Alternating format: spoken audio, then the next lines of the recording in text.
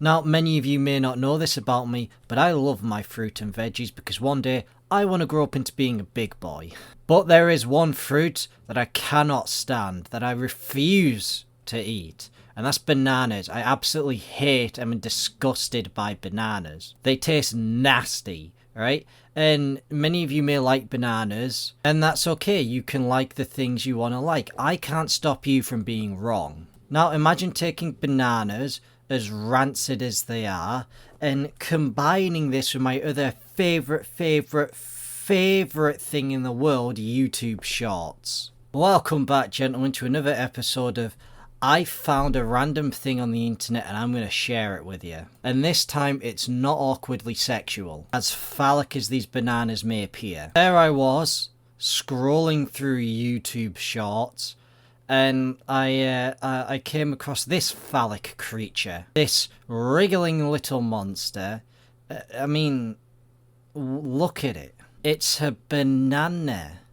A banana. You know, like what the Minions go on and on about. I became very curious as to who the hell made this, so I took a little gander at the YouTube channel providing for the community, the guy who made the short. His entire YouTube channel is just like this nasty, rotting food pulsating and moving, right?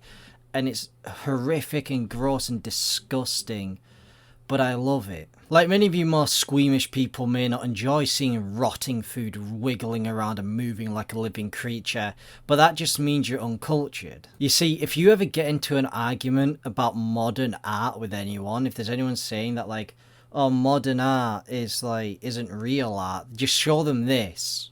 Show them this and see how they feel about modern art after that. Now, it's not just bananas this man does. He does all sorts of rancid food. I mean, look at this. This is an orange. At least, I assume this was an orange at some point in its life. Though where you see little wriggling monsters, I, for one, see opportunity. See, look at this as a dietary opportunity, right? And I don't mean like you're going to eat these little things. I'm just saying if you're some fat lard ass who has a problem eating too much, just whip up this YouTube channel, take a gander at some of these videos and tell me you want to eat after watching that. You see, we always look on the bright side of the lab banana. Though I'm sure many of you may be asking, what the hell is this and how is this a thing? Like, why is this banana and these little monsters wriggling around? Well, I do have a few answers. First off, I would not be surprised if somebody managed to genetically engineer a little banana with like lungs and teeth and shit like that. Because that's the crazy type of shit scientists would do with genetic engineering if they got the chance. I mean, they've already tried to make meat grapes, haven't they? But a few of the best, and I've never actually seen a YouTube video, by the way, actually discern what is happening here, because nobody really knows. But a few of the best answers I've seen is, the first one is that there's some sort of pipe in it and they're blowing air into it, like it's an old rotten fruit and he's blowing air into it. That was credited to this guy here. The first thing we need to get across is Lab Banana alive? Well, the answer very simply is yes, of course Lab Banana is alive. Did you not go to school? Bananas are alive even after you pick them. When they go brown, that's when they die. In fact, all plants are living creatures that move and breathe. They just don't do it in the same way we do. And so yes, Lab Banana is a living creature that moves and breathes just a bit differently. The question more so is, how is this banana moving in a way that isn't natural for bananas to move? Now, I did find a video asking the question, is Lab Banana real or fake? And I watched it and it was inconclusive. That's absolutely amazing. I'm glad you could not tell me whether this was real or fake.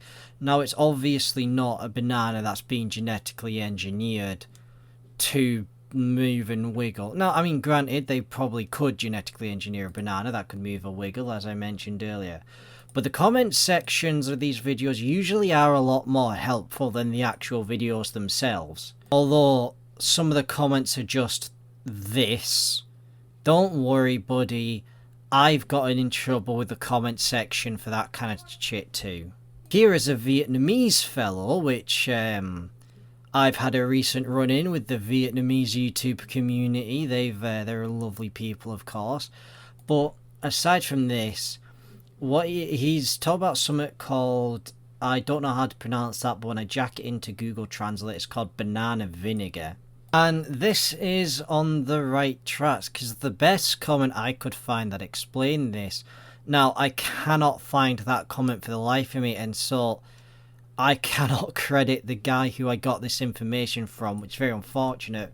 If you know who you are and you're watching this video, be sure to I don't know, let everyone know, I don't care. Effectively, what it was when a banana ferments, right, because all fruits ferment and they go very soggy, and this is why you'll probably see that all the fruits and such are all moldy and icky in these videos, is that, so when it ferments, if you add yeast, I believe it does something to some sort of chemical reaction that causes it to move. I'm not sure if it like creates air bubbles or whatnot, something along those lines. I believe it might be a similar principle as to how squid's tentacles will move if you put soy sauce on them.